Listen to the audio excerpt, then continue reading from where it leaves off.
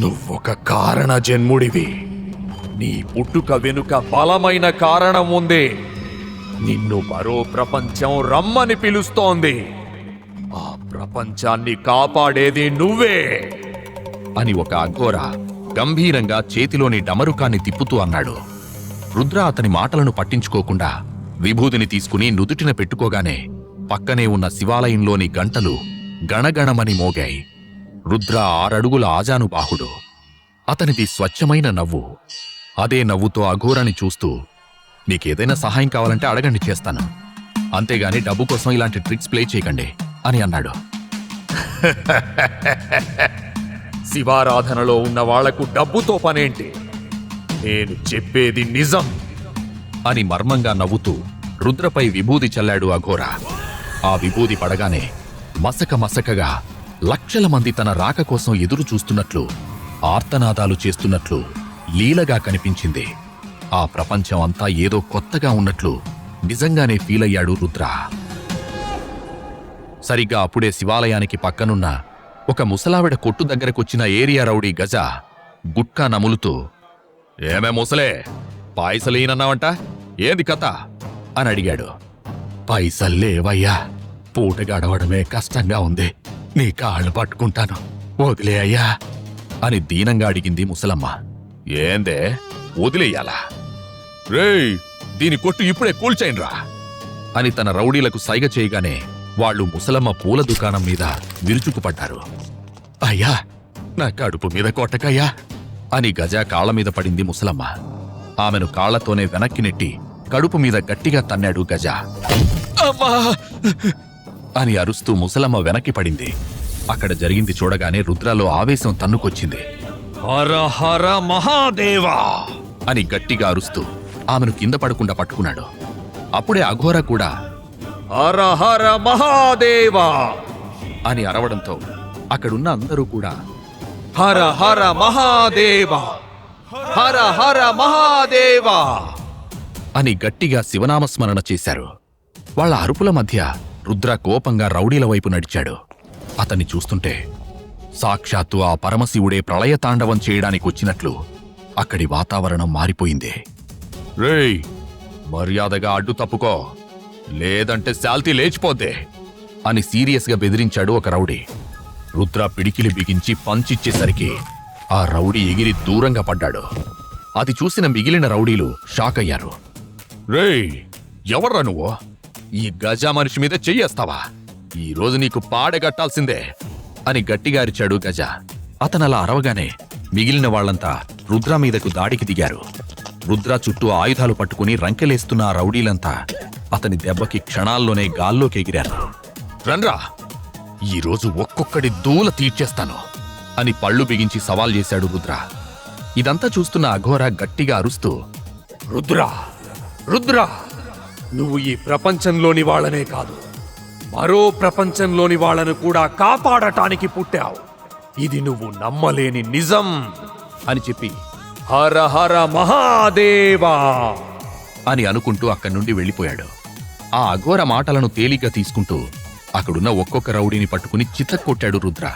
గజ రౌడీలు కూడా ఏమాత్రం తగ్గకుండా చేతికి ఏ ఆయుధం దొరికితే దాన్ని పట్టుకుని అతనిపై దాడి చేశారు. వాళ్ళందర్నీ చీటికలో చితక్కొట్టి పడేశాడు.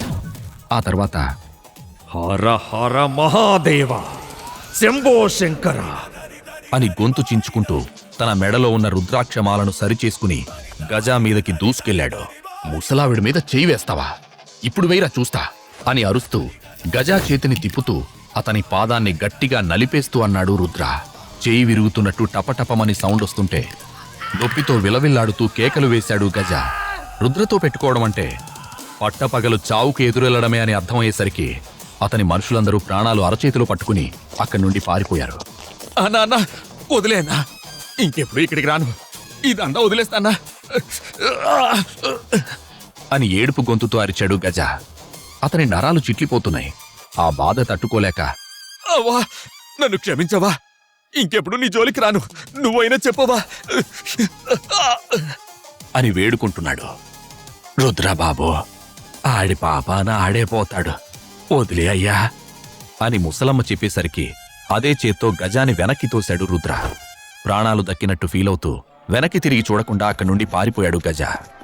రుద్ర ఆ ముసలావిడి వైపు తిరిగి, నీకే కష్టమొచ్చినా నేనున్నానని చెప్పాను కదా పెద్దమ్మా, వీడిలా డబ్బు కోసం టార్చర్ చేస్తుంటే నాకెందుకు చెప్పలేదు అని షర్టు సరిచేసుకుంటూ తన జేబులో ఉన్న డబ్బులు తీసి ఆమె చేతిలో పెట్టబోయాడు. వద్దు బాబు, ఇప్పటికే నువ్వు చాలా సాయం చేశావు అంటూ అతని డబ్బులు తీసుకోవడానికి ముసలమ్మ ఒప్పుకోలేదు. అరే పెద్దమ్మా, ఇది నీకు ఫ్రీగా ఇవ్వట్లేదు, నీ దగ్గరున్న పూలన్నిటినీ కొనేస్తున్నా, వాటన్నిటినీ ప్యాక్ చేసివు అని నవ్వుతూ చెప్పాడు రుద్ర. సరే కాని ఏంటి రుద్ర బాబో, ఈ పూలన్నీ నందిని మేడంకేనా? అంటే ఆ అమ్మ నీకు దగ్గరయ్యిందా అని అడిగింది ముసలమ్మ. ఆ మాట వినగానే అప్పటి వరకు గంభీరంగా ఉన్న రుద్ర మొహం వాడిపోయింది. అది చూసిన ముసలమ్మ, ఊర్లో వాళ్ళందరి కష్టాలను తీర్చే నీకే ఆ శివయ్య పెద్ద కష్టాన్నిచ్చాడు అని నిట్టూర్చింది.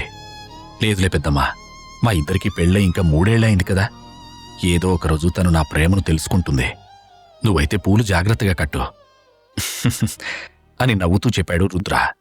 ఆ దేవుడి దయ వల్ల మీరిద్దరూ కలిసిపోతే బాగుంటుంది, నీలాంటి మంచోడికే ఇన్ని కష్టాలేంటో అని పూలను అతని చేతిలో పెట్టింది ముసలమ్మ.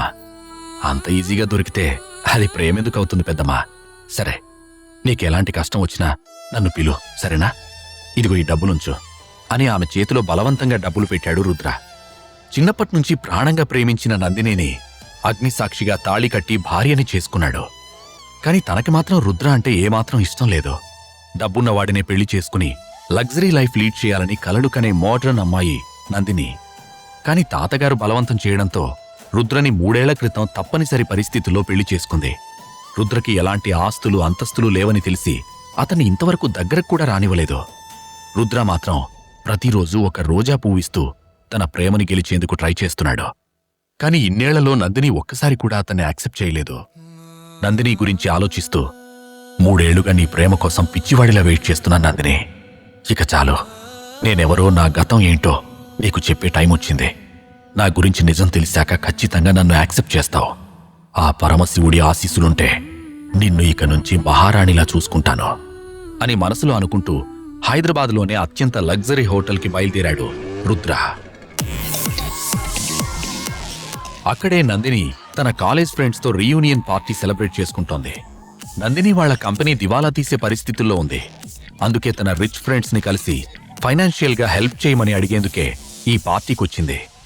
నందినిని చూడగానే తన ఫ్రెండ్ రేష్మ ముందుకొచ్చి, అబ్బా సూపర్ ఉన్నావే నందిని, పెళ్ళై ఇన్నేళ్లైనా నీలో గ్లామర్ అస్సలు తగ్గనే లేదు. కాని నీ మెడేంటే బొత్తిగా ఒక్క నెక్లెస్ కూడా లేకుండా ఖాళీగా ఉంది అని కావాలనే ఆమెను తక్కువ చేయడానికి నవ్వుతూ అడిగింది. అది పార్టీకొచ్చే హడావిడిలో మర్చిపోయాను అని తడబడుతూ చెప్పింది నందిని. మర్చిపోయావా, లేక వేసుకోవడానికి ఒక్క నెక్లెస్ కూడా లేదా? నీ ఆయన నీకు కనీసం స్లిప్పర్స్ కూడా కొనివ్వలేడంట కదా. అంత పనికి మాలిన వాణ్ణి చేసుకుని ఎలా బతుకుతున్నావే బాబు? మా ఆయన చూడు, ఈ పార్టీ కోసం నేను అడగకుండానే 3 కోట్ల నెక్లెస్ కొనేసిచ్చాడు. ఎలా ఉంది, అదిరిపోయింది కదా అని తన నెక్లెస్ని గర్వంగా చూపిస్తూ చెప్పింది రేష్మ. ఆమె మాట తీరుకు నందిని మొహం కోపంతో ఎర్రబడింది. సరిగ్గా అదే టైంకి రుద్ర ఆ హోటల్కి చేరుకున్నాడు. తన పాత స్కూటర్ని పార్క్ చేసి బట్టలు సరిచేసుకుంటూ హోటల్లోకి నడిచాడు. సరిగ్గా అప్పుడే తన వెనుక ఒక బ్లాక్ ఎస్యూవీ కార్ ఆగి ఉండడం చూసి, ఎవరు వీళ్ళు, చాలా రోజులుగా నన్నే ఎందుకు ఫాలో అవుతున్నారు అని మనసులో అనుకుంటూ అలర్ట్ అయ్యాడు. అంతలో ఆ కార్లో నుండి ఒక వ్యక్తి హడావిడిగా బయటకొచ్చి రుద్ర ముందు మోకాళ్ల మీద కూర్చుని, మేజర్ రుద్ర, మీరు ఇన్ని రోజులకు దొరికారు. 3 సంవత్సరాలుగా మీకోసం ఎంతలా వెతుకుతున్నామో తెలుసా? ఇప్పుడు మాకు మీ అవసరం ఉంది, మీరు తిరిగి వెనక్కి రావాలి అని అన్నాడు ఆ వ్యక్తి. అది వినగానే రుద్ర మొహం గంభీరంగా మారిపోయింది. పాత జ్ఞాపకాలు గుర్తుకొచ్చేసరికి, ఇది కరెక్ట్ టైం కాదు, మనం తర్వాత మాట్లాడుకుందాం, నాకొక అర్జెంట్ పనుంది, మీరు వెళ్ళిపోండి అని సీరియస్గా చెప్పి అతన్ని పట్టించుకోకుండా హడావిడిగా హోటల్ లోపలికి వెళ్ళాడు రుద్ర. ఆ వ్యక్తి మాత్రం ఆనందంగా ఫీల్ అవుతూ, వి గాట్ హిమ్, మొత్తానికి మన మేజర్ ఆచూకీ తెలిసిందే అని ఎవరికో ఫోన్ చేశాడు. రుద్ర నేరుగా పార్టీ జరుగుతూ ఉన్న హాల్కి వెళ్ళాడు. అక్కడ అందరూ పార్టీ హడావిడిలో ఉన్నారు. మంద్రంగా మ్యూజిక్ వినిపిస్తూ ఉంటే అందరూ చిన్నగా స్టెప్పులు వేస్తూ డ్రింక్ చేస్తూ పార్టీ ఎంజాయ్ చేస్తున్నారు. రుద్ర అక్కడికి రాగానే ఓ ఇద్దరు అమ్మాయిల చూపు అతని మీద పడింది. అబ్బా, ఎంత హాట్గా ఉన్నాడు కదా! నందిని సూపర్ లక్కీయే బాబు అని వారిలో ఓ అమ్మాయి రుద్రని చూడగానే ఫ్లాట్ అయింది. లక్కీయా బొందా? చూడ్డానికే గ్రీకు వీరుల్లా ఉంటాడు, కానీ అంత సీన్ లేదు. కేవలం హాట్గా ఉంటే సరిపోదు బేబీ, హాట్గా బ్యాంక్ బ్యాలెన్స్ కూడా ఉండాలి. ఆ నందిని అసలు ఎలా కాపురం చేస్తుందో ఏంటో అని వెటకారంగా మాట్లాడింది రెండో అమ్మాయి. ఆ మాటలు వింటున్న రుద్ర వాళ్ళని పెద్దగా పట్టించుకోలేదు. తను ఎవరు ఏంటనేది అతనికి బాగా తెలుసు. అందుకే వాళ్ళని వాళ్ళ మాటల్ని లైట్ తీసుకుని నందిని కోసం చుట్టూ వెతికాడు. కిటికీ పక్కన నిలబడి వైన్ గ్లాస్ సిప్ చేస్తూ కనిపించింది నందిని. వెంటనే ఆమె దగ్గరకు వెళ్లి మోకాళ్ల మీద కూర్చుని నందిని అని ప్రేమగా పిలుస్తూ ఆమె చేతిని పట్టుకున్నాడు. రుద్రని చూడగానే నందినికి దిమ్మ తిరిగిపోయింది.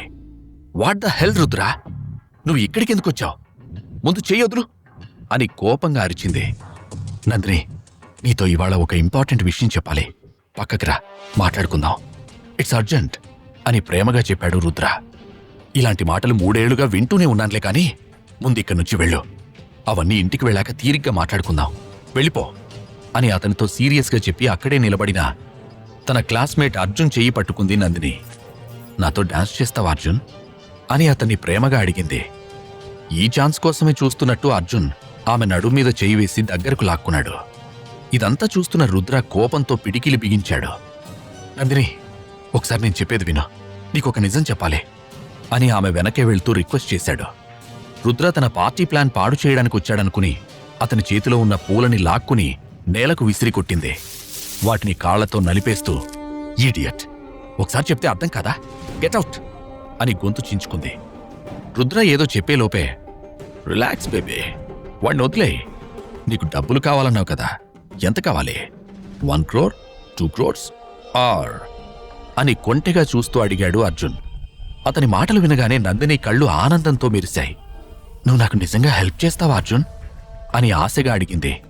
వై నాట్, బట్ 1 కండిషన్ అని చెబుతూ ఆమెకు దూరంగా జరిగాడు అర్జున్. ఆ తర్వాత అందరికీ వినిపించేలా, నువ్వు నన్ను అందరి ముందు ముద్దు పెట్టుకుంటే నీకు 2 కోట్లు ఇస్తాను.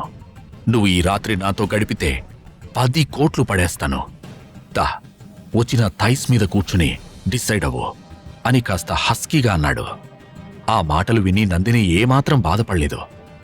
అతనితో ఒక్క రాత్రి గడిపితే 10 కోట్లు సంపాదించొచ్చనే ఆలోచన దగ్గరే ఆగిపోయింది. ఆమె అతనితో ఏదో చెప్పేలోపే రుద్ర కోపంగా అర్జున్ దగ్గరికి వెళ్ళి, ఎంత ధైర్యం రా నీ యవ్వా అని అరుస్తూ అతని చెంప పగిలిపోయేలా కొట్టాడు. ఆ దెబ్బకి దిమ్మ తిరిగి ఒక్కసారిగా రక్తం కక్కుకున్నాడు అర్జున్. అది చూసి అక్కడున్న వాళ్ళందరూ షాక్ అయ్యారు. రే మెంటల్, ఏం చేస్తున్నావు అని కోపంగా అరుస్తూ, ముందు అర్జున్కి సారీ చెప్పు అని రుద్ర చేయి పట్టుకుని వెనక్కి లాగింది. ఏంటి సారీనా? ఈ అడ్డగాడిదికి నేను సారీ చెప్పడమా? నెవర్. ఇలా వాగినందుకు వాడి నాలుక కట్ చేయాలి. ముందు నువ్వు ఇంటికి పదా అని నందిని చేయి పట్టుకున్నాడు రుద్ర. అతని చెయ్యి వదిలించుకుని అతని చెంప చెల్లుమనిపించింది నందిని. ఈ డ్రామాని చూస్తున్న అక్కడున్న వాళ్ళందరూ ఆశ్చర్యపోయారు. అర్జున్ కోసం ఆమె తన భర్త మీదే చెయ్యి చేసుకుంటుందని ఎవరూ ఊహించలేదు.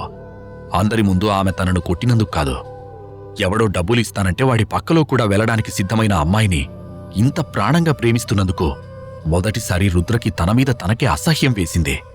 అంతలో ఒక 25 మంది బాడీగార్డ్స్ అక్కడికొచ్చారు. ఇక్కడ రుద్ర ఎవడో అని వారిలో ఒకడు ప్రశ్నించగానే అందరూ రుద్రనే చూస్తూ ఉండిపోయారు. అందరికంటే బలంగా ఉన్న ఒక బాడీగార్డ్ రుద్ర మీద దాడి చేయడానికొచ్చాడు. రుద్ర మీద చెయ్యి వేయబోయిన మరుక్షణమే ఆ బాడీగార్డ్ గట్టిగా అరుస్తూ కడుపు పట్టుకుని నేల మీద పడిపోయాడు. అతని నోట్లో నుండి రక్తం కారడం మొదలైంది. అది చూసిన మిగిలిన బాడీగార్డ్స్ రుద్ర మీద విరుచుకుపడ్డారు.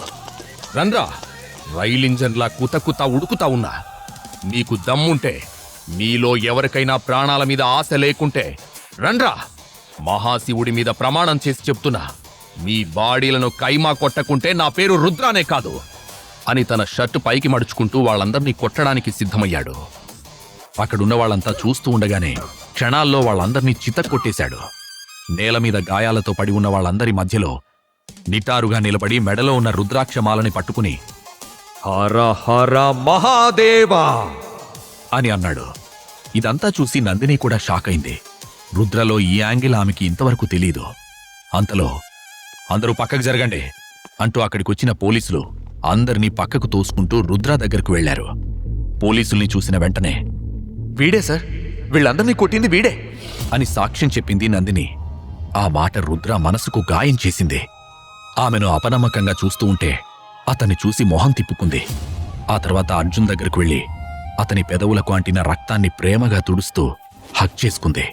వాళ్ళిద్దరినీ అలానే చూస్తూ పోలీసులతో బయటకు నడిచాడు రుద్ర. ఆ సమయంలో అతనికి తన ప్రపంచం తలకిందులైనట్టు అనిపించింది. చిన్నప్పట్నుండి తనని ఎంతగానో ప్రేమించాను. తనతో పెళ్ళయ్యాక ఎంత అవమానిస్తున్నా అన్నీ భరించాను. కాని ఇప్పుడు నందిని ఇంత ద్రోహం చేస్తుందని అస్సలు ఊహించలేదు అని మనసులోనే అనుకుంటూ బాధపడుతున్నాడు. ఎంతమందినైనా అవలీలగా ఎదుర్కోగలిగిన రుద్ర చట్టాన్ని గౌరవించి పోలీసులకు లొంగిపోయాడు. అతని స్టేషన్కి తీసుకెళ్లి ఒక సెల్లో వేశారు. అక్కడే ఒక మూల కూర్చుని చిన్నప్పట్నుంచి లవ్ చేసిన అమ్మాయి కోసం తన సెల్ఫ్ రెస్పెక్ట్ని పక్కన పెట్టి ఆరాటపడటం కరెక్టేనా అనే ఆలోచనలో మునిగిపోయాడు రుద్ర. రుద్ర ఫస్ట్ లవ్ ఇక్కడితో ముగిసిపోతుందా? 3 సంవత్సరాలుగా ఎన్నో అవమానాలు భరిస్తూ అజ్ఞాతంలో ఎందుకు బతుకుతున్నాడు? ఇంతకీ అతని గతం ఏంటి? అఘోరా చెప్పిన మాటల్లో వాస్తవం ఉందా? ఈ ప్రశ్నలకు సమాధానాలు తెలుసుకోవాలంటే నెక్స్ట్ ఎపిసోడ్ వినాల్సిందే. క్రింద ఇచ్చిన లింక్ ని క్లిక్ చేసి పాకెట్ ఎఫ్ఎం యాప్ ని ఇన్స్టాల్ చేసుకోండి. Stay tune to pocket FM.